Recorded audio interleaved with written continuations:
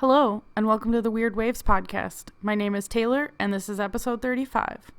On this week's podcast, we are talking to Dr. Talia Marcheggiani. She is a naturopathic doctor based in Toronto, Canada. This was an extremely informative episode, and we talked about everything from the differences between homeopathic medicine, naturopathic medicine, traditional MD, Western medicine. It's very informative. We talk about vitamin D, how to get the right amount from the sun versus what sunscreens you can use, what's good for the environment, all of that type of stuff. We hear about her surfing journey, which is very interesting. And we also hear a little bit about how to boost your immune system during this kind of strange time of the coronavirus. So very informative, extremely educational, and I really hope that you guys enjoy it. Yeah, me with my day 3 of probably the same shirt. Yeah. I've been wearing like hoodie, hat because I don't want to wash my hair, and then like yoga pants. So Yeah. There's leggings under here. Yeah. yeah. Yeah, but I'm like, but people can still, it's actually worse because there's so much video and so much of it's getting recorded. I'm like, everyone's going to know that on March 19th, I had the same, or like for the last 3 days, it's been the same shirt. That's so funny. So are you in Toronto? I'm in Toronto. Yeah. Cool. Toronto proper on the West End. Yeah. What about you? You're in Michigan. You're in Michigan City. Michigan City, Indiana. So it's actually a little bit confusing, but we're like right. I always tell people the lake, if it's shaped like this, the bottom, we're like right at the bottom. Mm-hmm. It's like 10 minutes from the Michigan border. So, Okay. but it's Indiana. So, Okay. I mean, I don't Okay. know. All right, but you're right on Lake Michigan. Yeah. So, and I'm gonna go for a surf later today too. Here, I think it's building, but it looks better right now up there, right? Does it work on a Southwest for you guys? Okay, so it works on everything, I believe, but a north wind, because of being at the bottom of the lake. Mm-hmm. We kind of like, even if it's not directly like sending waves our way where we're at, we end up just getting like fetch from, if it's working in like Sheboygan, it's usually working where we are. If it's working in St. Joseph, it's usually working where we are. So Oh. I know. I always talk about our spot in hopes that people will come and join us, and they never do. But it's totally underrated. It's a really good spot. So That's yeah. so cool. Like here, so Toronto, it's basically an east because the way the lake is shaped. But today the wind's blowing southwest and it's strong enough that there's one spot that potentially could be working. So I'm going to check it out after this. And what spots do you usually surf when you're in Toronto? Are you surfing like Ontario and what's the other one? In Erie? Erie? Yeah. Yeah, Erie is like about almost a 2-hour drive. Okay. And so that's like there's just seems to be more west wind. And so there, because of the way that it's sort of like the two tips of the lakes are touching. And Mm-hmm. so if the wind's blowing west or southwest, it's pretty good on Erie. They always have wind, they always have waves. And I don't know, this last spring I expected to get out way more days, and it's been pretty like the winds will build and then they'll die, and it'll be like the 1 hour I'm working that day. Or like I'm just like got skunked a bunch of times this winter, but I feel like today it might be okay. We'll practice our social distancing in the water. Yeah. Well, that's like I literally Googled it. Like I ended up, screen recording and putting it on Instagram, but I was like, can we surf? Like I don't think anybody knows what the rules are, but I actually think that's the perk of being a Great Lakes surfer is there's not that many of us anyway, so if we did need to be 6 feet away from each other, it's super easy. Well, and someone so in like Surfista's group, Yeah. one of our group leaders was saying like don't spit in the water, don't blow your nose, and I thought about it. I'm like, it's true actually. Like it could be transmitted that way because it's not like there's chlorine in the water. We don't know if the virus is waterborne. So I mean, yeah. So there's like all these things to consider. And then you start thinking, well, am I swallowing other people's spit when I'm surfing on the lakes? Yeah. Like, probably. So gross. Just generally, that's gross. So gross. Like there's no salt or chlorine to neutralize the bacteria viruses. Yeah. So Like, that's okay. All the things to consider when we're talking about transmitting disease. Exactly. Oh my God. So interesting. So I guess let's start a little bit about you, other than that you live in Toronto. So your name is it Talia? Is that how you say it? Talia, but I lived in Talia. South America and they all called me Talia, and I just went with it. It was cute. So Okay. it could go either way. There's Okay. two identities there. And is Yeah, it, Talia. how do you pronounce your last name? Marcheggiani. Marcheggiani, so you're Italian. Yeah, so on my dad's side, Italian. Okay. That's Mhm. awesome. And are you first generation? Did your I'm dad come from Italy here or to Canada? Yeah, so my dad was born in Canada and then they went back to Italy. So it's like my grandparents came here via this sort of mining program. They were Oh. trying to get miners in. So they moved to Timmins. I think they stayed for a few years. They were like, this sucks. Turns out mining is horrible. They went back to Italy. And then so then they had another kid and then they came back. So he was born here, but it was sort of grew up in Italy the first few years. So it's sort of weird, but I guess that would make me second generation Canadian officially. Yeah. Yeah, I was born in Canada. Yeah. Yeah, that's awesome. Mhm. And were you born and raised in Toronto? I was, yeah. So I was born and raised in Toronto. Moved a little bit, but not too much, and then just felt connected to Toronto because of the ability to eat Ethiopian food whenever you want. That's a good reason to stay. It is like, don't underestimate Ethiopian food. Ethiopian food options. Yeah, like, I guess New York City, like big cities, you can get, like, you can in a day eat from every continent, but in Toronto, it's definitely one of those cities for sure. So I stuck, yeah, connected to Toronto for sure. And is that where you went to university as well? I went to university. So I went to two universities. I went to university in Kingston, Ontario, for my undergrad degree, and then I have my second degree from the Naturopathic College that's in Toronto. Funnily enough, um, and yeah, so that was fortunate that I could essentially like live with family or just like live in my own city. So yeah. How did you decide that being a is it a naturopathic doctor? Is that how That's you right. say it? Yeah, yeah, Okay, a yeah. naturopathic doctor. Yes. Okay. Um, how did you decide or come to that conclusion that that's what you wanted to do? This is a little bit of an elliptical story. So I started off in pre-medicine.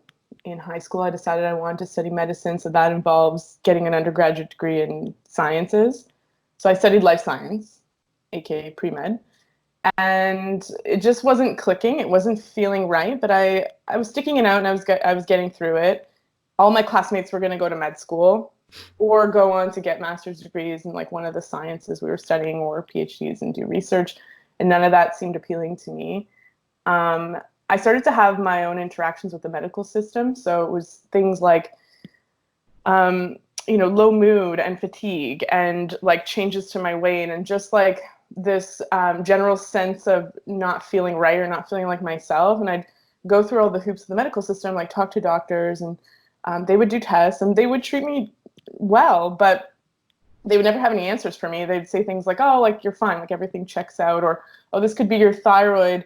Then they check my thyroid and everything would be quote unquote normal. Normal. Mm-hmm. But I didn't feel normal. So, okay, so that's fine. So you just sort of accept that that's the way life is. You're like, well, it's great I don't have a disease, but I wish someone could sort of tell me why I'm feeling this way. Um, then so I graduated, disillusioned with sort of the medical system, not really sure if I wanted to go to med school and do another 4 years of what I just did, which is a lot of memorization, sort of regurging stuff on multiple choice exams. I moved to South America, to Colombia, and got a job teaching English as a second language, or as a foreign language. And when I was there, so same health issues, actually even worse because I was living at high altitude and then I also had gut infections. So I was feeling even worse. Oh man. Yeah, and then same thing. I still use their medical system, same kind of. So maybe it's different here. It was the same sort of test, same sort of conclusions. Like you're fine, everything looks good. We don't know what's going on. Maybe you're just aging. I'm like, well, I'm 22, but thank you. And so Then one of my friends was like, hey, my grandmother sees this guy. He used to be a plastic surgeon. Now he's doing like all these kind of alternative therapies. They would call it a homeopath, which I could talk about the difference. So he's like, you should go see him. So I go and see this guy. And it's a little bit different. It's like a sort of an hour intake session. He's listening to me, he's talking to me, sort of understanding. He's asking me about my diet. He's asking me about my lifestyle, my sleep. And then he makes some recommendations really targeted towards what I'm dealing with. Like, this is what you should eat. This is what you should avoid eating. Recommend some things for me to take. And this is not typical, but within a few days, I felt a lot better. Very different. I felt more energy. I felt clearer mentally. My mood was better. I was like, wow, okay, that's cool. But I also just like the approach of somebody who's just listening, connecting the dots, right? Just trying to understand, like, okay, so we have our diagnostic categories and our boxes that we're trying to insert your symptoms into. But there's also this other area where you maybe don't feel 100%, or you don't have something that's quote unquote a disease where like you need, this medical intervention, or, like we're not treating your illness, but we're not necessarily treating you to become healthier. So he was taking this approach of, we want to make sure that you're optimally healthy, and which is what I wanted. So I started thinking about that. In Colombia and in South America, you just go from high school to med school. So they kind of didn't understand what I had, because I was like, oh, I studied life sciences. They're like, what's that? Pre-medicine. Like, oh, so you quit. I'm like, not really. Like, I got my degree. And also it translates to Ciencias de la Vida, which is like science of life. So they're like, whoa, what is that? Like, so like esoteric sounding. So my friend was like, why don't you study this? Why don't you go back to school and do what this guy's doing? So I'm like, oh, that might not be a horrible idea. So I started researching it. Looked at programs, 4-year programs, full-time, essentially like medical school. And I was like, no way, I'm going to do that. I'm not going to go back to school for 4 years. And then a few months later, I'm applying in my first class. So then it sort of changed my attitude. And funnily enough, when I graduated, this is just a quick side story.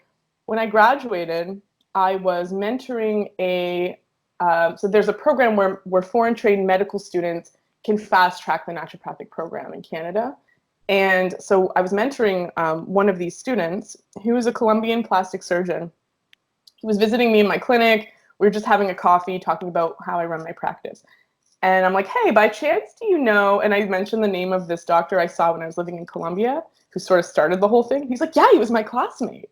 So this whole thing came full circle, and I was like, oh, this is where I'm meant to be, the universe. So that was really cool. So yeah, so that's sort of where it got started, and I just really resonated with the philosophy and the attitude behind it, the idea that you're doing this detective work and really getting to know somebody and connect the dots with them and help them get to know their bodies and be an advocate for their health. And it was essentially what I wanted to study when I was doing pre-medicine, but I just didn't know it existed. So it sort of was this way to understand that there's this kind of medicine you can practice that's holistic, that's integrative, and that's looking at how the body functions. So that was cool. Yeah. And so can you explain the difference between, I guess let's do maybe homeopathic and then naturopathic, and then maybe naturopathic versus, I don't know, MD or Western medicine, or however you feel like you want to define it. I think that's really interesting. Yeah, we can go into all the categories. So there's a lot of overlap, so it can definitely become confusing. So homeopathy is essentially a certain type of medicine, or like a certain therapy. So it's defined more by the therapy, but then also the approach. And so what a homeopath is doing is trying to match you with a remedy. And the homeopathic remedies are these highly diluted substances. The idea is that they, this substance, so let's say you take garlic, a homeopathic. So you can just eat garlic. That would not be homeopathic. That would just be you eating the whole substance. Or you can take garlic and dilute it thousands of times to the point where you no longer have any garlic in the actual dilution, like no garlic molecules. And the idea is that what the symptoms that garlic would cause in a healthy person, so like, you think of like onions, garlic, you get watery eyes, you get runny nose.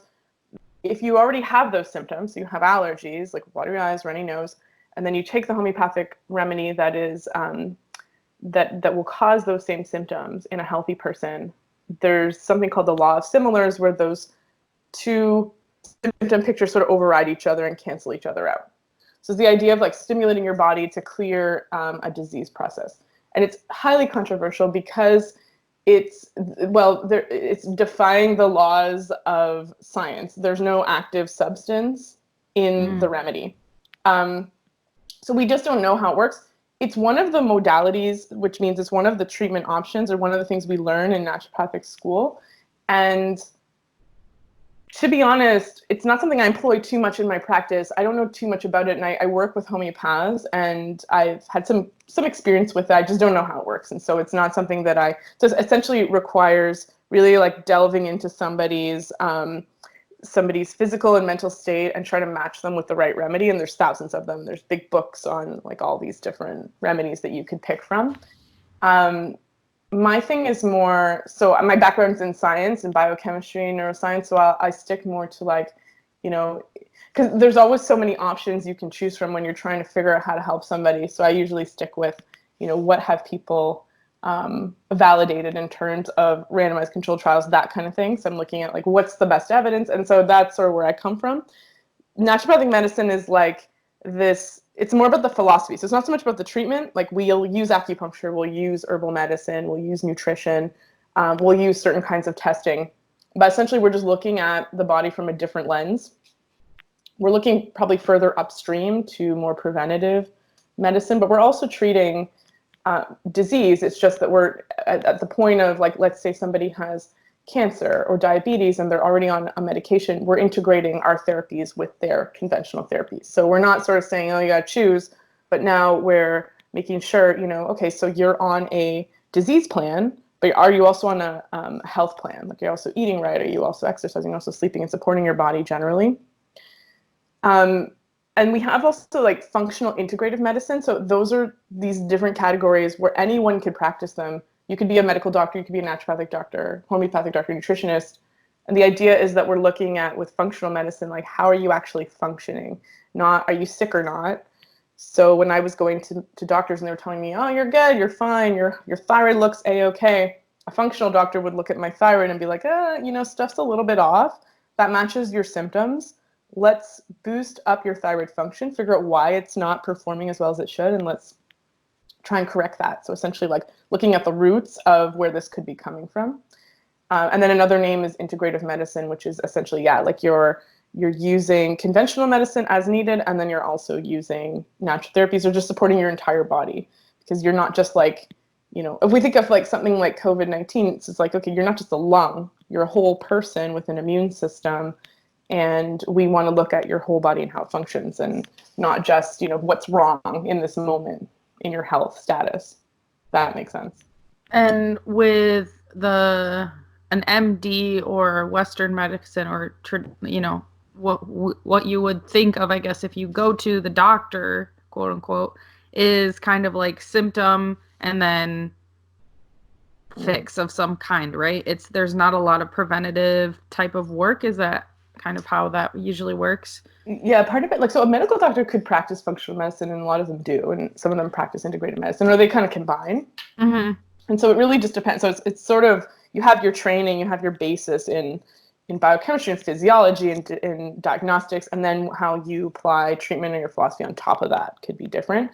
But generally, like how our medical systems are set up and how a family doctor practices is they don't have a lot of time with you. So it ends up being like one condition, one treatment type thing, A lot of it's focused on diagnostics. And so it's really about, again, like, do you fit into this disease category, right? So if I come in and I have these issues with blood sugar regulation, but my blood work is showing I don't have diabetes, usually we don't really delve into food, we don't delve into sleep, we're not talking about exercise, right? So we're not really looking at the terrain through which I might get diabetes in 20 years.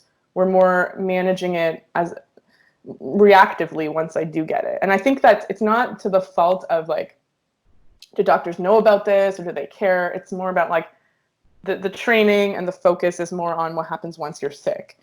which we just know is a super expensive way to practice. And it's really tough to like, it's like expensive for our healthcare systems because once you have diabetes, I think you're costing the system 20 grand a year, whereas preventing it is so much easier. If you're teaching somebody how to eat and how to manage their blood sugar, it's a lot easier and cheaper to help them. And then maybe you can prevent them from getting it because we know it's a lifestyle-based disease, as many chronic diseases are. And it's also teaching people like, generally like how to manage your health as a whole, how to be aware of like, some things feels off, or how my diet's connected to how I feel, or how my sleep is connected to how I feel, or even questions to ask my doctor. Like that's a big piece. It's like if I go to my doctor and my doctor's telling me something and you're sort of deer in the headlights, which many of us are, because it's super overwhelming when they're throwing all these words at you, just knowing like, what are the right questions to ask? Like how do I sort of advocate for myself? How do I ask for what I need without just going to Dr. Google, who's going to tell you you have cancer and then going to the doctor, So there's this whole piece there of like learning how to navigate the system, and really like taking on this more empowered approach to health. So there's this idea too. I think it's a really great idea because if you think about your car, like if you buy a new car, there's like this guidebook for like, you need to change this at this point and you want to like keep it going good. But if you don't do any of that stuff and then your transmission blows, then you're, out $3,000. So totally. If you think that was what I actually was thinking about, because I bought a car like, a month ago. And that was kind of like the advice that the guy at the dealership he was like explaining to me, like, okay, this is how you kind of keep track of everything. So when you said that, that's kind of, our bodies are a little bit different than a car, but it's kind of like, I like the idea and the way that you were explaining it. I just think it's really interesting. So I'm in the States. We have kind of a baseline, I guess, not insurance like policy, but kind of there's like the Medicare and Medicaid system. How is the system in Canada and how do you fit into that system? Our system is, so in Ontario, it's OHIP, and it's covered. So everything essentially is covered, not medications, although some people have medication coverage. So all emergency care, all primary care, which is like your family doctor, all laboratory testing, hospital stays, everything is free. You don't interact with money in the system. You just show your card.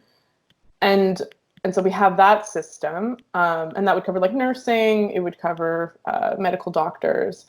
And then certain other professionals could be within that scope too. Like sometimes a family doctor referral could get you certain coverage for some forms of psychotherapy or some forms of physiotherapy.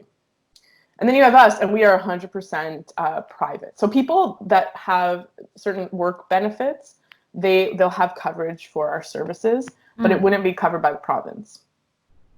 Now, it's tough because we work within a paradigm where healthcare is free, but it's totally not free. Like if you look at your taxes, you're like, I am paying wild amounts of money for the healthcare system, which is sort of what this is an agreement that this is an agreement we all have, where we're like, I'm going to pay this much money for our healthcare system, regardless of the direct value that I derive from it, because I know I'm supporting somebody who needs, maybe 90% of these dollars are going to the 10% who really need it. And I'm cool with that because I don't want anyone to be in debt because they needed to be on life support, or they, had to be in the hospital for a couple months, and, and end of life care and all of that stuff, cancer care, like all of the really expensive stuff. So as a healthy person, paying way more than what I am personally deriving from the healthcare system. But we have this paradigm where it's free. And so, like we'll go into the doctor and it'll be like a $300 bill to OHIP, but we won't necessarily feel that. And so with me, it's a direct transaction. So people are paying for my services. Now they're getting it covered, but there's still a limit to how much someone will get covered. And so there is this out-of-pocket aspect to it.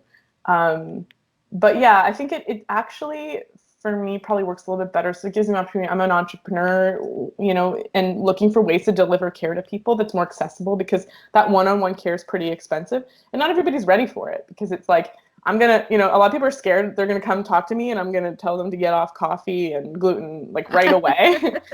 And then they also have to like, tell me these really personal things. And people are worried about being judged, and they're worried about like, being told that they're doing things wrong, and or just even like, what am I like? Am I this crazy? Like, am I judgmental? So one-on-one care is A, expensive, and B, it's tough for a lot of people to get their minds around. And also they have to be within, my area in Toronto if they're going to be traveling to see me in person. So I'm trying to offer more things to people where they can get educated and learn and sort of get on the bandwagon and get this.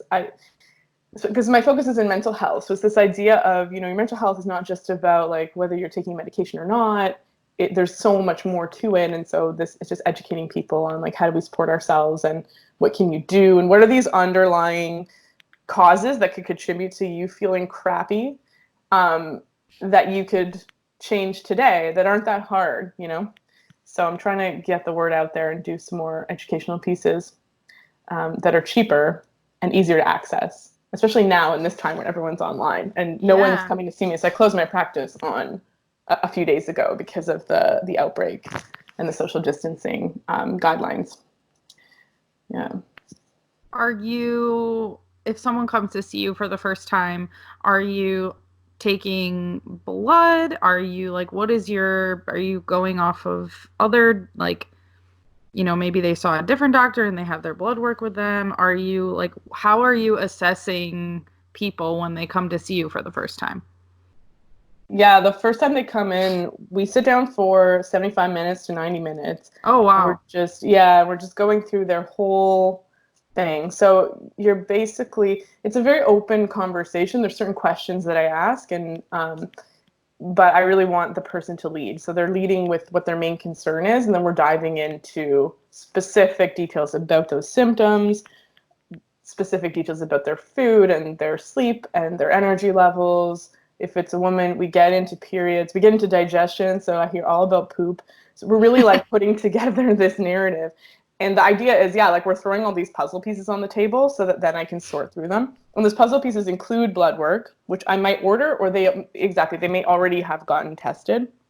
But when we're thinking about functional testing, it could be the same generic blood test that you're getting done in a lab through your family doctor, but I'm looking at it through a different lens. So I'm looking at, okay, you know what? You're not in the abnormal ranges per se, but I'm seeing this shift, where you're sort of at the low end or the high end. And so we're looking at, and this is matching your symptoms. So we're putting that together with all the pieces. Then I have them come back and I put together a care plan for them. So I'm like, okay, so based on everything you're telling me, this is our plan for the next month, 2 months. And these are the specific recommendations I'm making. And the more we understand what's going on, it's kind of like looking under the ice, like beyond the tip of the iceberg. We're like, okay, so this is what I think is going on. So we're going to be targeting my recommendations specifically to what's happening so we can shift where you're at. And the goal is that people feel good about the recommendations and not overwhelmed and not like, oh my gosh, how am I going to do this? It's not supposed to be like that. It's supposed to be, because the more targeted we are, like the more specific we can get, where it's like, oh, I really see that you're not getting enough protein, and these are all the reasons, or these are all the things showing up that are indicating that to me. So just by increasing your protein, you're going to notice a shift in all of these symptoms. That can be really helpful for somebody, and it's not super overwhelming. So like literally, you're telling me just eat more chicken and eggs or pumpkin seeds, and I'm cool with that. I think I can do that. So this is the approach. Then and we're trained in physical exam, blood work, and so oftentimes we're catching actual diseases as well. So someone's like coming in, I'm ordering blood work, or I'm assessing them, and I'm like, oh, you actually have this medical condition, so I'm going to send you back to your family doctor to get tested or to go through these imaging, to get certain imaging tests done and things like that. So it really just depends on what someone's coming in with. Someone may already be, and someone's goals might be different. So someone might come in totally healthy and just say like, oh, I want to just get that extra 5%. Someone might come in, suicidal, medicated, like at the end of their options, and I'm like the last resort. which is not my favorite person to treat, just because it's hard. When we're talking about preventative medicine, when you're already in a place where things are pretty awful, it's tough to really notice shifts quickly. Things take time when you're at that stage. Or someone's coming in kind of like, okay, I'm taking an antidepressant, it's making me 10% better, but I want to know what else it can do. Or someone's like, my doctor recommended an antidepressant, not sure if that's for me. I want to see, what you're going to offer me or what we can do first. And let's do 3 months of this and see where we're at. So people are coming in at all different levels, and we're just like working with where they're at and what their goals are at that point. Yeah. So interesting. Yeah. This might sound out of left field, but I'm really interested in this question. What are your thoughts on sunscreen? Oh, good question. And how do you personally use sunscreen? I ask this question because, as someone who does hair, and we've talked about this a little bit, I've asked clients to go and get their vitamin D levels checked when they're having hair issues. Totally. And a lot of times, it ends up being they're super low in vitamin D, especially in the winter. And even people in the summer who are out, their vitamin D levels are really low because they're slathering sunscreen on. So I'm curious, what's your personal practice? And then, how do you navigate that? Yeah, that's a good question. So definitely vitamin D, essential for it's a hormone. So it basically is controlling anywhere from 900 to 1,000 genes in our body. So we think of vitamin D originally as this, if you were super deficient, you would get a condition called rickets, which is these soft bones. But that's super rare. It's rare that you're going to be that low. But when you're suboptimal, you're going to experience things like immune dysfunction, so autoimmune conditions, or immunodeficiency, which is relevant right now for everyone's trying to protect their immune system. Even mood, just how your hormones are regulated, your brain chemistry, cognitive function. There's all of these different conditions that are associated with vitamin D deficiency, and then hair loss is a big one. And if I stopped running baseline vitamin D on people because everyone was coming back low, so I usually recommend supplementing, especially in the winter, and then we do a check-in in a few months to make sure someone's optimal, because not everybody responds the same way to the same dose. So we have variability in our DNA and how well we absorb and make vitamin D, and you typically make it when the sun, UVB radiation from the sun, hits your skin, cholesterol molecules in your skin, and then vitamin D gets created by your body. You need magnesium to do that process, and a lot of us are deficient in that. And you also need sunlight for that process to happen. But you also need to have a decent cholesterol status. So we always think of cholesterol as something that's bad, but cholesterol is actually important for hormone production, for cell membranes, for cognitive function, and then obviously for making vitamin D. So you need enough cholesterol. You just don't want to be way too high with cholesterol. So when you're blocking the sun, or you're not getting any sun, so winter months in Canada, you're not getting much sunlight. Even if you are getting sun exposure, the angle at which the sun is hitting you is potentially too low to actually get enough, and you're not exposing enough skin. So guidelines are to get 20 minutes of sun exposure on 20% of your body, which would be like wearing a tank top and shorts, being out in the sun for 20 minutes. But then every day? Like per day? Yeah, per day. Okay. And we don't know necessarily. So, you might be getting that amount of sun exposure, and then your body is it's not making vitamin D as efficiently, or it's processing and clearing the vitamin D more quickly as well. So that wouldn't necessarily guarantee that your levels are optimal. When you think of so I was in Brazil in December, and it was hilarious. So I went with a friend who's a biohacker. So somebody who's really into optimizing their health to the utmost degree, and living to be 1,000 years old. And he was like, I don't do sunscreen. And he looked like a charred piece of meat in a couple of days. It was so bad. And I was like, dude, there is such a thing called zinc oxide, which is just a physical block. So because there's this idea certain sunscreen ingredients could be toxic or affect our hormones, or not be great for us. Generally, whatever we put on our skin potentially could get absorbed into our circulation and get absorbed into our bodies. But zinc oxide is just a physical block, so it just sits on top of your skin and prevents all sunlight from coming in and damaging it. So you want to think about like sun damage as well. And like if you're out surfing for 3 hours in the Brazilian sun, I usually put zinc oxide. Like, I don't know, in Costa Rica, they make something called pura vida, which is like zinc oxide and cocoa butter. I put that on my face. I'm like gray and a rash guard. And then you look and you have these like dark mitts like, on your hands. tan, yeah. And, like, and your butt's like super tan from paddling. But then, but you're still getting sun exposure. So it's sun is still getting through, it's wiping off. And so I'm generally like applying sunscreen a couple times a day or sunblocks. And then when it gets wiped off, you're still getting some vitamin D. But yeah, I mean, it's tough because some people really don't do well with sun exposure. Like they get burnt, or they have even allergies to the sun, or they have family history of melanoma, or they've had melanoma. And so they really are trying to protect themselves. And I think we just generally can't rely on sun exposure for vitamin D because we're not getting it for like 6 months of the year, at least in Canada. So we're probably supplementing anyways. So it's good to just kind of check in on levels generally at least once a year and just make sure you're in the sweet spot of where you should be.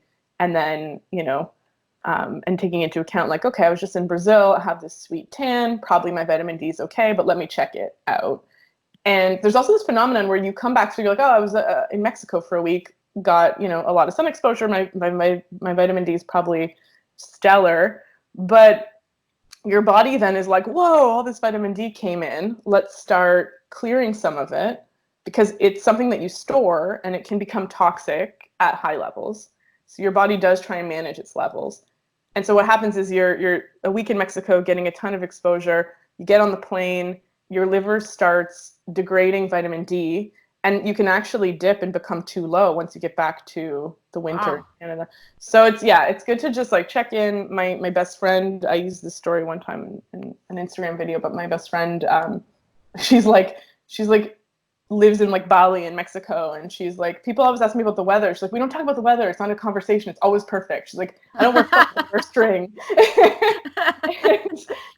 and she has an autoimmune condition, and her vitamin D levels are always low, and I'm like, how? You're always in the sun. So it just totally depends. And I think like people just need to check in on their levels and just be on top of it.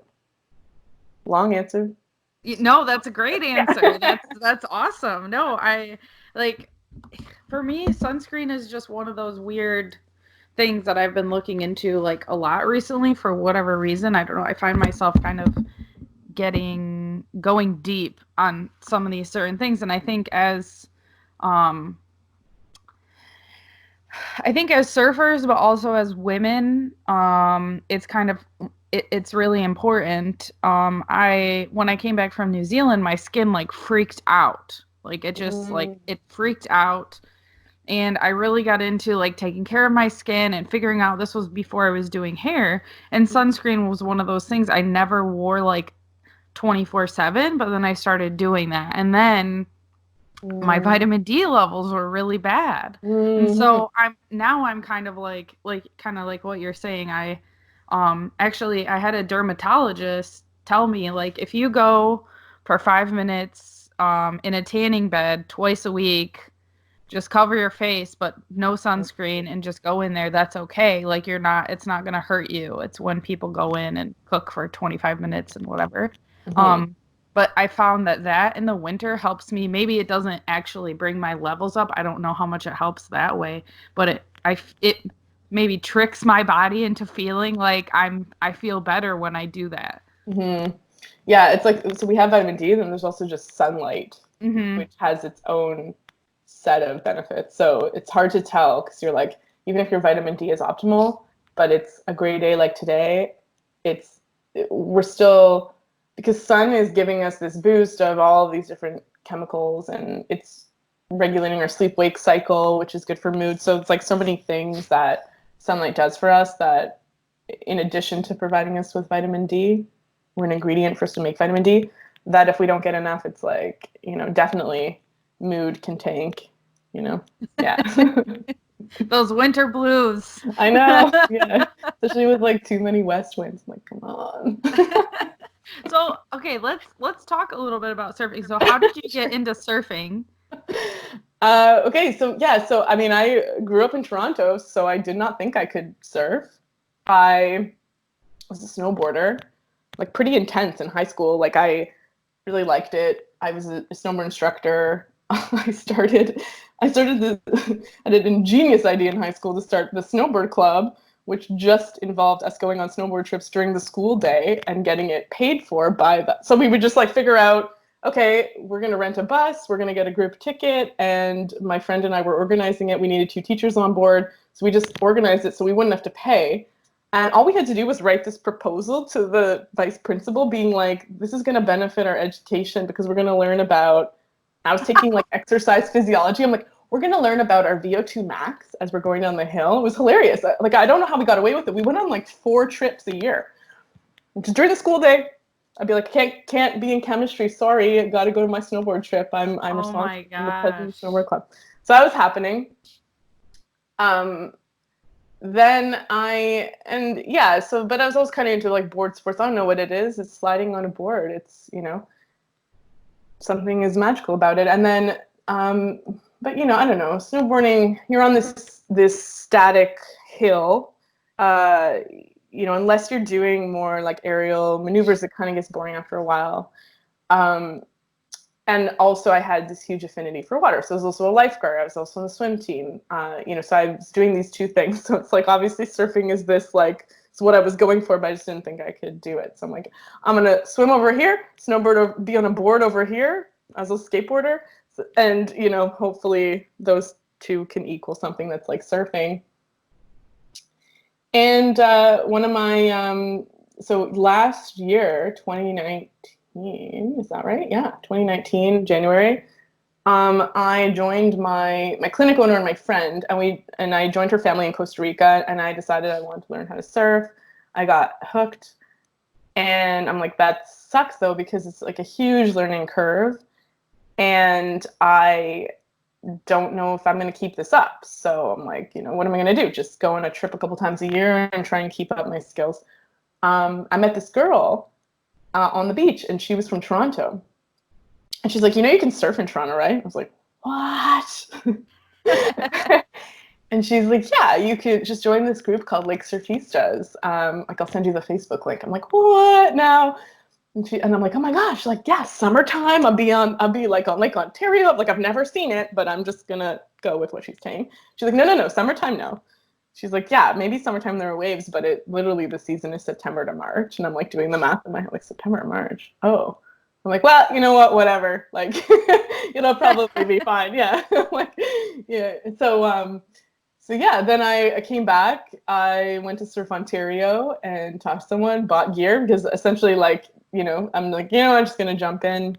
Got a board, got a wetsuit, and started surfing. And definitely still a learning curve, but great. Yeah, it was amazing. Like, I think the first time I went and checked it out, I saw that people were at Scarborough Bluffs in Toronto. There was a wave there. I think it was last February. It was a good day. And I just looked at all these people out on the water, all these like seals in their like hooded suits, and there's like ice everywhere, and everyone's having a great time. And the wave looked really good, and I was like, you know what? I'm in. I'm doing this. This is gonna be good. Yeah. That's so awesome. It's funny Yeah. how it's been a theme with these Toronto surfers that I've talked to. Everyone's like, yeah, I met someone on this other trip that was also from Toronto and they also surf. It's so funny. Yeah, it's great. Oh, yeah. Like, I went to Brazil. Like, I think my goal is to go a couple times a year to get to practice on clean waves because it's just so variable here. It's like, it's tough, Sometimes you catch like one a session, and it's just tough to practice because you screw up and you're like, okay, well, I don't have a second chance now to figure out what went wrong. So the goal is to still go somewhere where they're like clean, kind of predictable swells, but then to just keep surfing here. And it was crazy because I was like surfing in Brazil to improve for the lakes, which is a really cool thing that I never thought I'd be doing when I had like Roxy posters on my wall and crap in high school. I'm like, It's so funny though. In Michigan, like growing up in Michigan, it was kind of like a similar thing. Like I remember buying like Roxy, whatever, shoes, and like the bathing suits were really expensive, and there was like Bethany Hamilton was Yeah. like, and now it's, you look at it and you're like, oh, that's, I'm still kind of like that. Like I've got my like Totally. syrup posters everywhere and stuff. So funny. What board are you riding now? Or do you have a couple boards, or what's your like gear setup? I just have one. It's 7.5 foot, and it's modern surfboards. It's thick. It's a high volume board. It's got good flotation. I didn't know honestly, when I was in Brazil just now, I was riding an 8 foot board. And really like it was just about like, can this fit in my car? Yep. I And know. challenge me, and and it's a great board. I really like it, actually. Is it I'm a happy single to get. fin? No, it's 3 fins. So Yeah. it's a fun board. Yeah, fun board setup. That's Yeah. cool. I might have the same one. Is it blue? It has like, it's really pretty. It's got half like kind of this wood design, and then and then it's blue. Yeah, it's like light blue. Yeah, those are cool. I have a Yeah. couple. I think I have two modern boards. They're awesome Yeah. because they're like reasonable price wise, and they Yeah. all have a lot of volume. So that's cool. Yeah. Yeah, no, it's great. And I'm like going down my apartment building with it in the elevator, and people are like, they're like, where are you going? I'm like, Barbados. Yeah, yeah.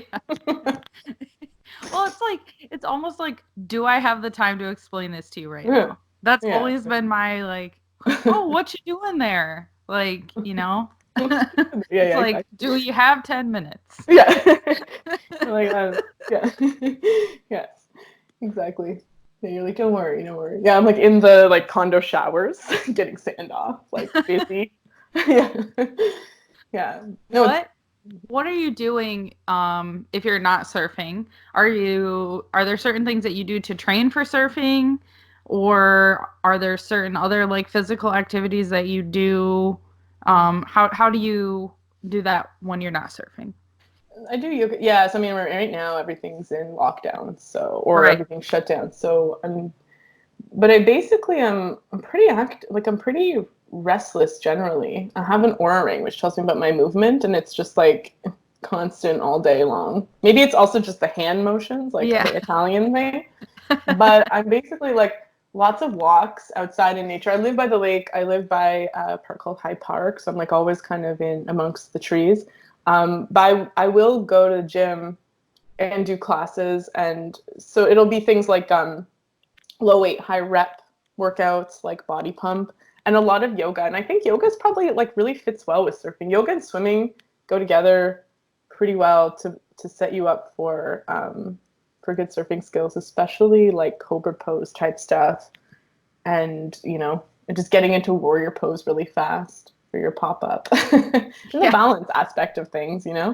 So I feel like, yeah, like yoga's always been a good fit for me. It's always been something that I've been drawn to, and like felt like if I was doing yoga regularly, I felt generally good physically. And so I'm trying to keep that up, but I suck at doing home workouts and staying motivated. So I'm like, I can commit to 13 minutes and then I'll do 13 minutes of yoga, and then I'll start doing dishes or something that I get distracted by. Yeah.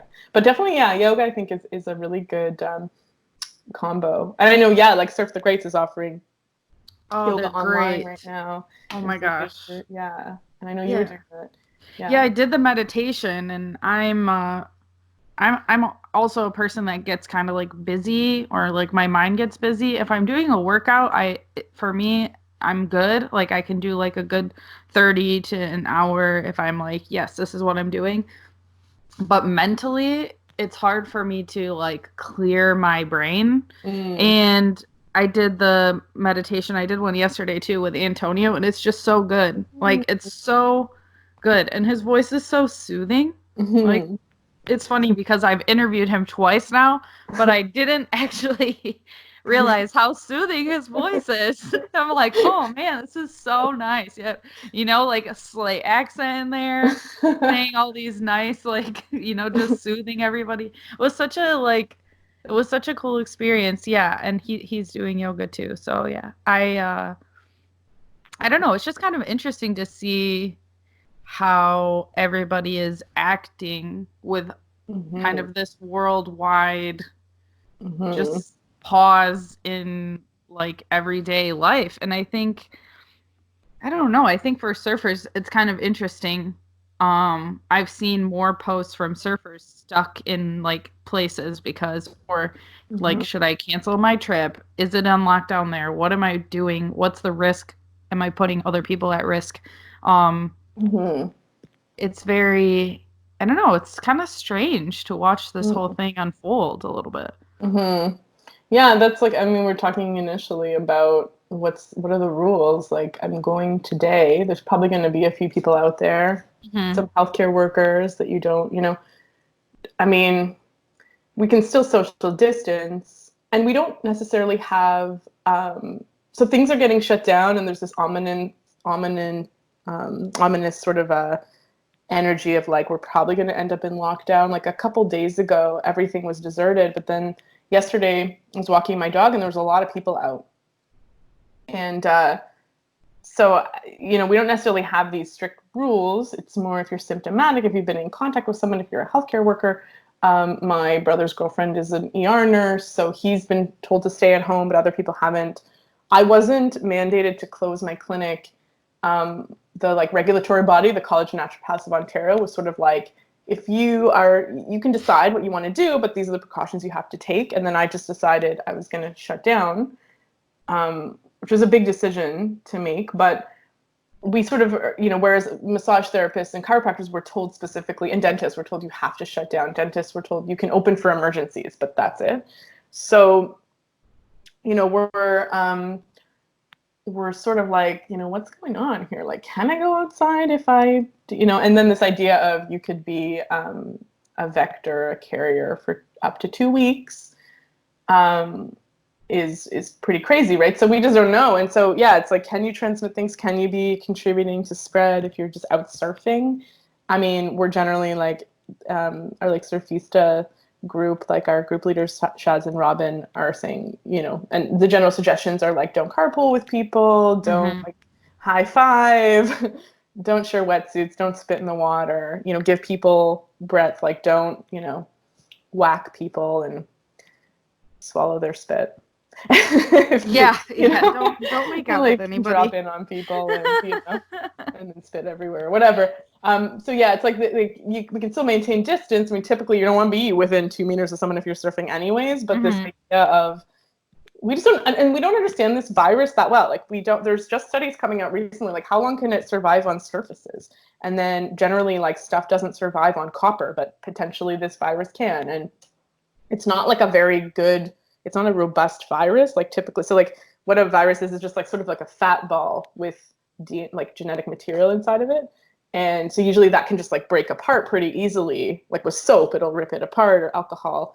But even physical friction could potentially break it up. But we just don't know much about it. So like they're saying, yeah, at least 2 days on like plate structures and subway poles, and especially if you sneeze on something. So we just don't know the transmission ability, and it's like pretty transmissible. So we just don't know. Yeah, I don't know. It's crazy. It's very strange. What are the best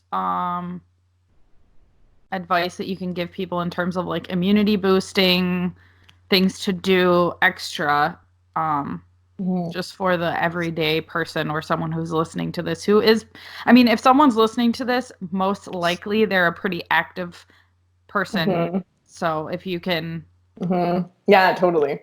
Yeah, like so we just, again, like there's just so much we don't know about this particular virus. Like we know things about coronaviruses in general. Like a lot of coronaviruses are just like common cold.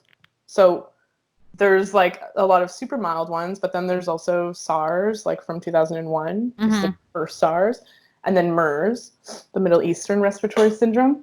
So those were more serious. And so we're not exactly sure like what would kill it. So generally there's things like making sure your vitamin D status is optimal and vitamin A. But then on the other hand, I have some sources and who are saying that vitamin A and vitamin D is like maybe a little bit too in the like in the woods in terms of science, but vitamin A and D might upregulate something called the ACE2 receptor, which is what the virus locks onto.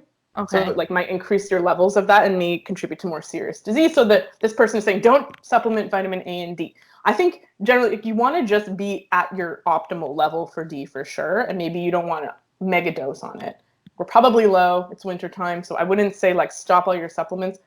There's research like, or not research, but people being like intravenous vitamin C or rub vitamin C on your body.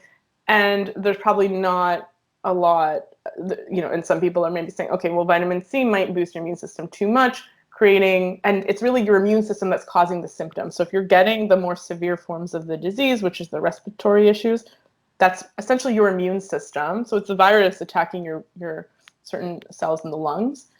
But it's also, your immune system creating inflammation and exacerbating the symptoms. So you don't necessarily want to be pushing your immune system too hard.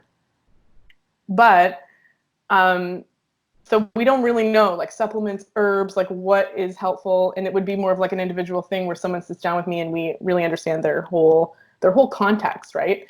But when it comes to like, what can you do to just keep, so we know obviously your immune system is the thing that's fighting off the infection and keeping you healthy. And your immune system should be able to handle this virus.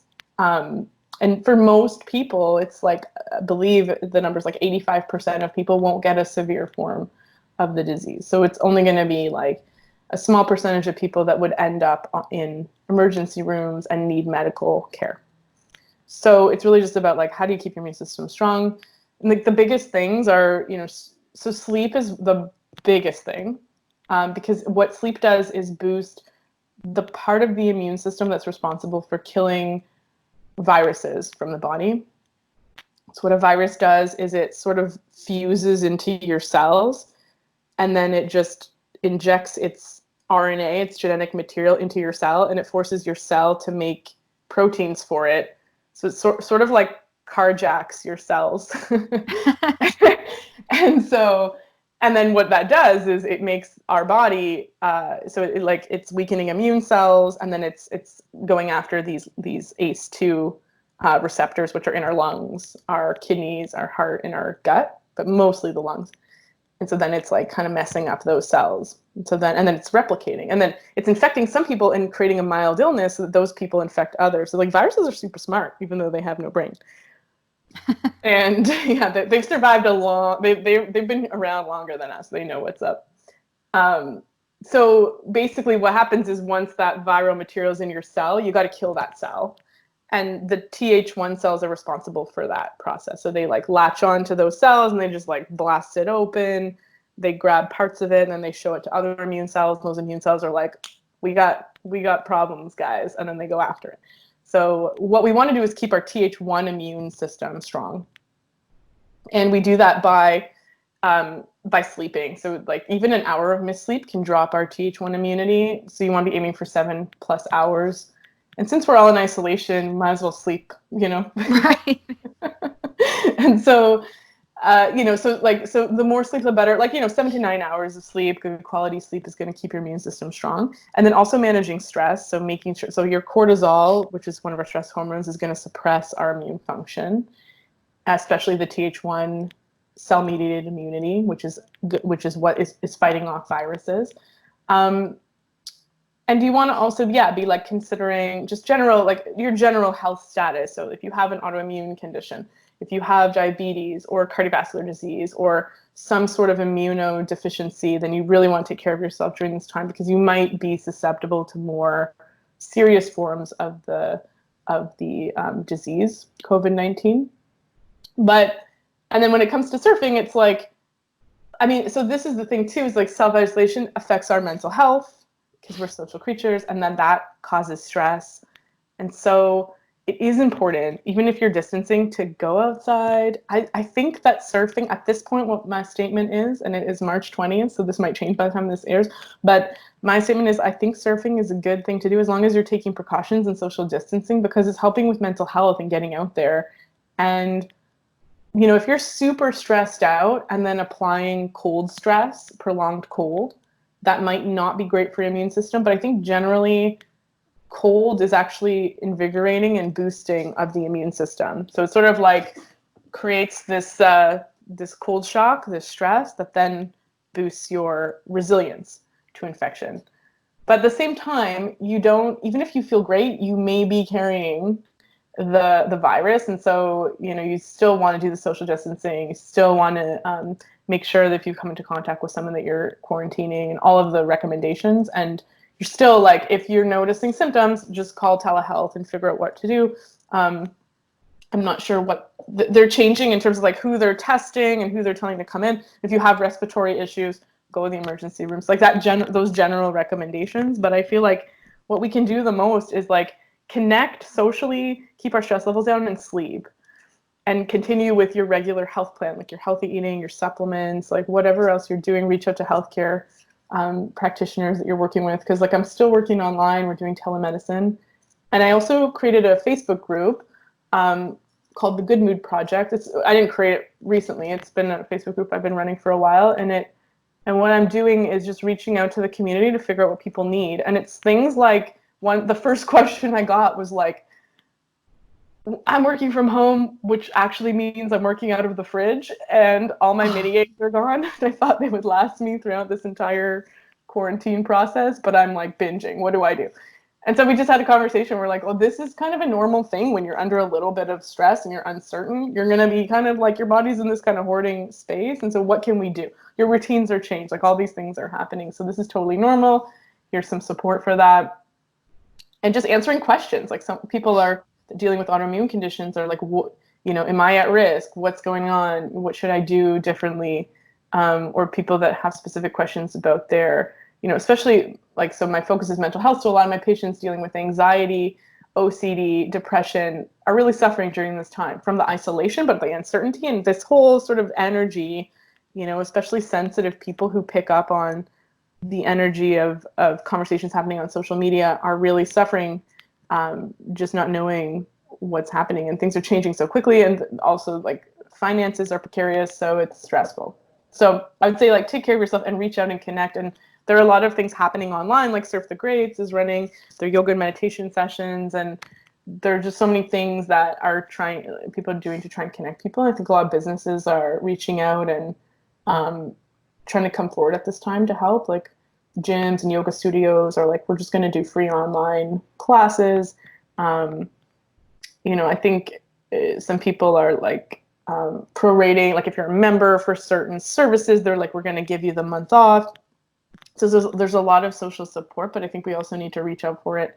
I saw someone doing like online dance parties. So there's like a lot of things we can do, but I think we really need to access that stuff and also curate our social media to more dance parties and meditation classes and less like, I don't know, CDC, like John Hopkins, like spread graphs. I mean, that stuff's important to keep on top of, I guess, but it's also, let's focus on stuff that's supporting mental health and not like the catastrophizing sort of, articles about how there's no toilet paper anymore. Yeah.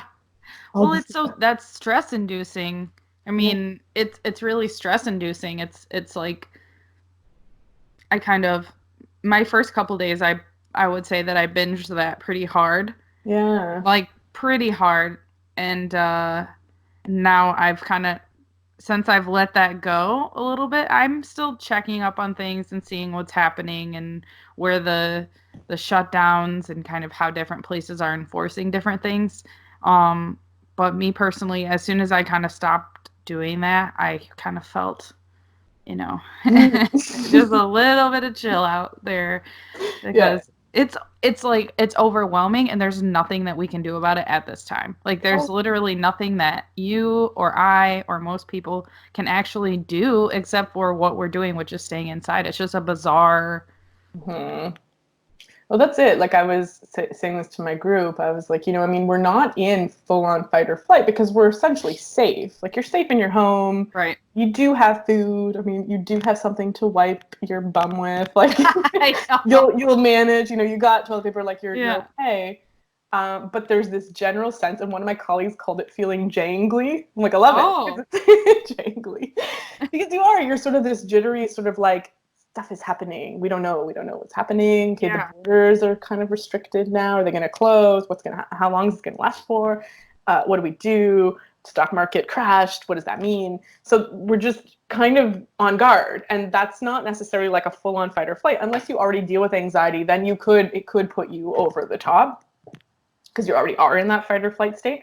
But for most of us, it's kind of this like, I don't know feeling, So it's also strange to be in that state too, of just general uncertainty. And I mean, there's positive aspects of it too, of how everyone's coming together. Like I was walking the streets, like walking my dog, and there's nobody out a couple days ago. I mean, yesterday there were more people out, but a couple days ago there was nobody out. And I was like, it's so interesting how we're all taking it seriously and we're all participating. And it's kind of nice. Like I was kind of proud of our society for because we're doing this to protect the most vulnerable people. We're doing this to protect the 13% that need to go on a ventilator, the healthcare workers that seem to get more serious forms of the disease, and the people that could die, right? Whatever the percentages, I don't know. I've seen 2.3%, 0.6%. Yeah. But we're doing it to protect those people, and because essentially for most of us, and I think one of the predictions was 50% of us, 30 to 50% of us are going to get it. Mm-hmm. But most of us may not even know we have it. It's going to be a mild flu, but we're doing this to protect people, and like we're kind of coming together as a society, and that's really beautiful because that's really like a lot of our society's built on that, and it reminds us of that. I mean, yes, we have people hoarding toilet paper, but hopefully they're hoarding toilet paper in the spirit of I'm going to stay home and prevent people from dying. Yeah. Yeah, well, I think I still don't understand the toilet paper thing, and I saw this article that was like bidet sellers are like having the best time because everyone's like buying bidets, which is like actually better for the environment anyways. I don't know, it's just kind of interesting. But I don't fault people for like, I don't want to say hoarding. Like if you're buying like 20 giant packages of toilet paper, I think it's safe to say that you're a bit of an asshole. But I think I think people going and buying like potatoes and bananas and like onions and different pastas and different things like that, I don't think that any of that is unfounded, just because that's a pretty calm response to like uncertainty. Totally. Yeah. Yeah, we Because want to look a little bit more than what we typically would buy, right? You just don't. yeah, and I don't really fault people for being that way, but I've also seen kind of what you're saying. I've seen people say like, I will help deliver groceries. Like Yeah. where I live, it's a pretty, like our city, I think it's like 40,000 or 50,000 people like in the city, and then the outside limits is even more people. And there's this Facebook group, which is usually just filled with people complaining about stupid stuff like potholes and whatever. And it's now kind of turned into this like, you know, this place is closing, this place is open, here's this if you need help, if you need whatever, this place is doing lunches, this is where you can get like storybooks read to your kids and stuff.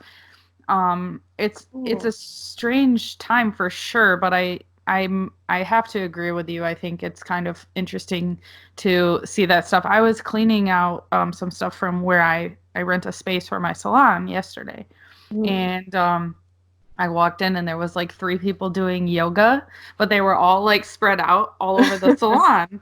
And she was like, "Oh, like you can join us if you go like all the way over in that corner." And I was like, "Oh, okay." So then I just joined in this like yoga class, and I was like, "Yeah, do you want me to pay you?" And she's like, "No, I just wanted to get out of the house." And then afterwards we're all like as a group like cleaning the whole area. And I'm So like, "This is cool. so it's just nice." Like, I don't Yeah. know, it's weird. It's very weird. It's something, yeah, I mean, it's funny too, like with technology, where you're like, there's so many narratives of like, we're so disconnected because of technology, everyone's on their phone, and now it's the thing that's connecting us. And there's just been so many like I've been interacting on video for the last few days completely, Mm-hmm. running my practice through video. And it's like I'm so grateful for technology too, to be able to connect us. It's so interesting. It's like showing us like during the Spanish flu, like we didn't have this. What would we be Yeah. doing? Just like reading in candlelight. Which might be good because I have so many books I need to read, which I thought I would get through. I just haven't had time, which is crazy. Like still doing all kinds of stuff. I mean, it's good. I think it's good. I think it's good to be, I don't know. I've also, like I said, I had a couple days where I was like, oh, and but now man, I've accomplished a lot of stuff. It's just interesting times. I don't know. I have one more, I guess, virus related question. Totally. And then what are your thoughts on Lysol? And do you typically use like these type of, kill everything that is on a surface cleaners? And how are you personally like cleaning your space? Yeah, like so Lysol, I'm not sure actually. So basically it's bleach, alcohol, which 60% or higher, are the true disinfectants, and then soap. Like, and it's not so much that soap's antibacterial, like there is the antibacterial components of soap, but it's the or antiviral, but it's the micelles, like so the bubbles from soap break open. That's essentially like a fatty capsule, and that breaks open the viral capsule, which is also just a fatty layer. So it's like those things are all appropriate for surface cleaning. I mean, I'm in my own home. I live alone, so I'm not really doing a lot of that stuff, Definitely like, so my friend's in Bali, and she's like, people are still doing cacao ceremonies and yoga, and they're just using sort of vinegar, apple cider vinegar. So definitely apple cider vinegar is not antiviral, like it's not going to kill it.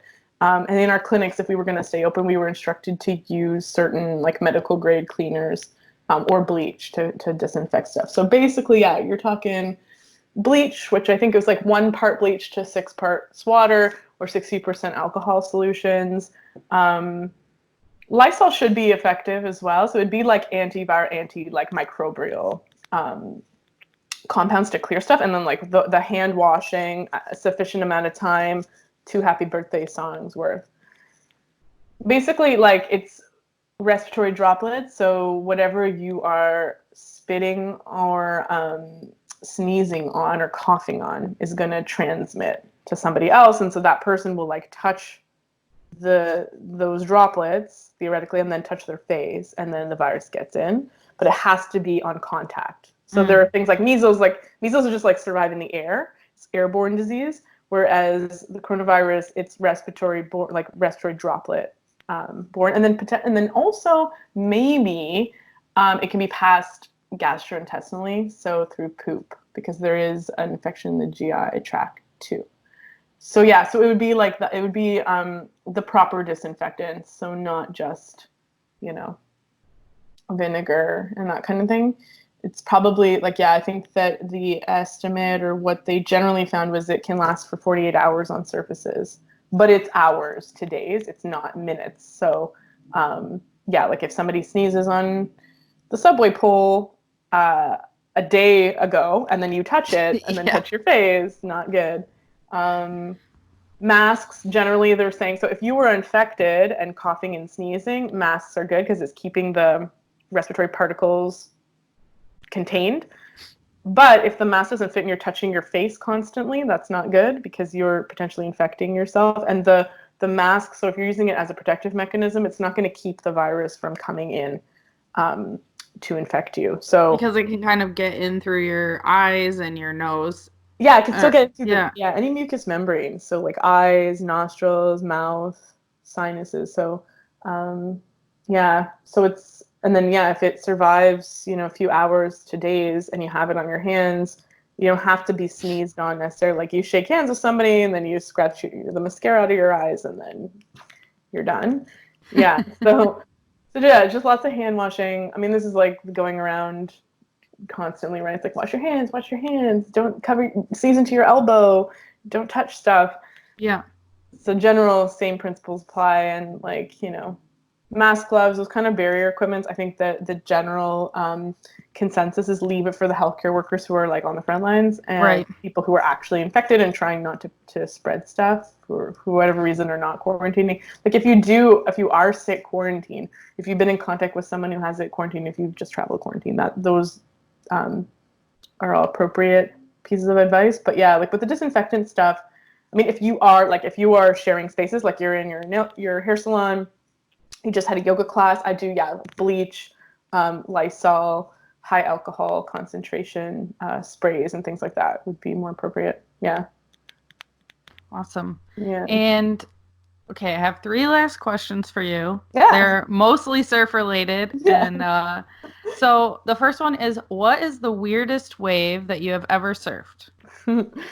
Yeah, well, aside from like the random waves in Scarborough Bluffs in Toronto, I would say so probably like the second day I surfed, I think it was like the second day I ever went out on a board. I could barely paddle. I was in Costa Rica and my friends were like not great, but they were way better than me, obviously. And we have this friend, Josimar, that was like, oh, let's go to this beach. It's called Barigona. Beautiful beach outside of just near Nosara. And beautiful wave. I don't know if it's a wild wave. I don't know what it would look like if I looked at it today, but I remember looking at it and being like, what in the, it was heavy, big. And I'm like, could barely get to the outside. I don't know how I made it out. and just like those wipeouts where you like hit the surface of the water and it's like, I didn't know that could happen. Like you're like knocked, like you're like the wind's knocked out of you. Yeah, You're yeah. just like, oh, you're in a washing machine. So I don't know why I was in those conditions. Really terrible. And then Josimar, my friend, is like, Talia, you were looking down, look at the beach when you stand up. And I was like, that doesn't make any sense. It's the last place I want to look. I want to look at the friggin' like tsunami that's happening around me, but I'll listen to him because what I did before obviously didn't work. So I make it and it's just like around me. And I'm like, this is amazing. So it was really wild for like my abilities, which were non-existent at the time. But there was like turtles swimming. And like I couldn't enjoy the turtles because I'm like, I am gonna die.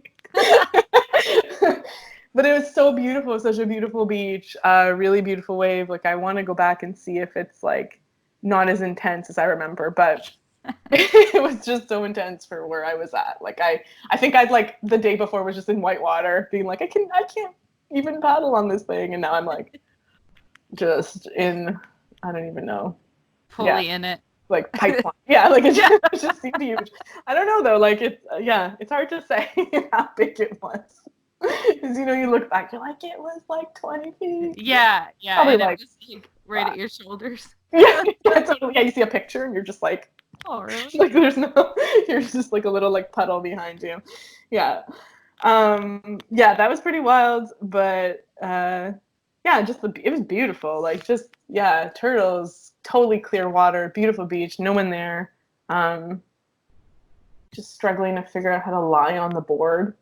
Yeah. But then like somehow riding these crazy waves and just getting totally hooked on surfing because once you make it, it's like a proper wave. Just being like, wow, this is so awesome. Now I gotta paddle back out. Yeah, exactly. Now I gotta get back out the back. Yeah, exactly. Yeah. I gotta learn how to turn so I don't have to keep doing this. Right? Yeah, so that was great. That's probably the wildest wave just because of the circumstances. What was your biggest, like, your scariest moment, your like, oh shit moment, things are kind of gonna go bad? Or maybe you might be so fresh that you haven't had that yet. Like there's just these things where like, yeah, I think like when you're learning, you're like, there's these moments you're like, oh my, I didn't know that could happen. Yeah. So hold downs, like the first hold down, feeling like, oh wow, that's a thing.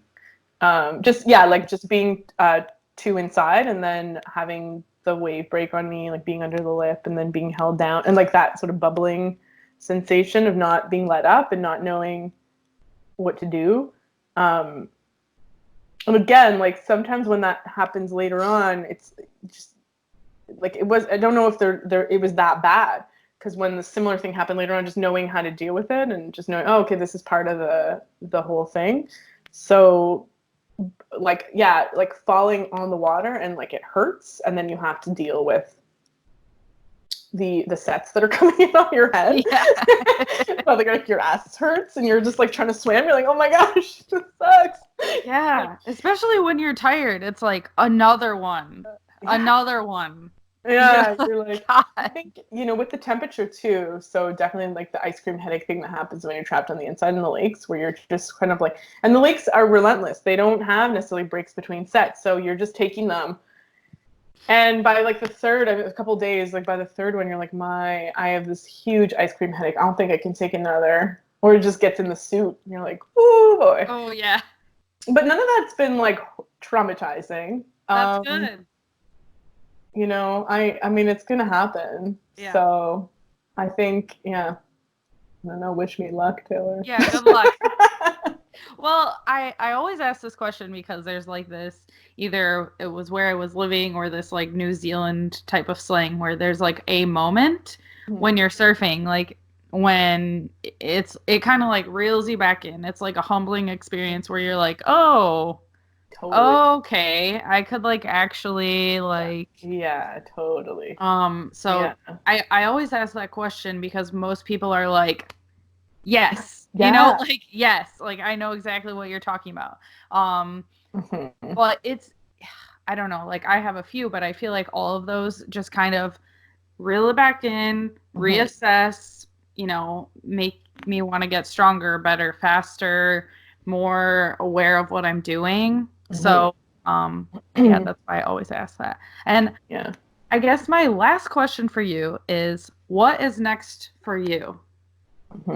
Surfing or general life? Both. All of it. Whatever. So surfing, I need to get on the waves more. I mean, I wanted to get out at least once a month. Did I get out in February? No, missed February, missed November. So, but today we're going to check it out. And more like surf camps, just practicing more. And when it comes to like medicine practice, I think so I'm trying to just put more stuff online, create more content for people, help people out a bit more, create more community, spread the word basically, right? Because so many of us just don't know that that there's other things that we can take into consideration when it comes to our health. So I have my group, the Good Mood Project. So I encourage people to join it, check it out, because especially during this time, like we're trying to connect more. I'm going live more to talk about random stuff like eating too many mini eggs or like what supplements I'm taking right now. And then I also have a couple of so I have a free challenge for regulating your cortisol, which is your stress hormone, and how that pertains to like your energy, your sleep, your mood, your immune system, which is super relevant right now, and like just general advice that I actually give people in the first visit that they'll pay for me one-on-one to hear. But there's only so much you can convey in an hour visit, and someone's paying for that hour.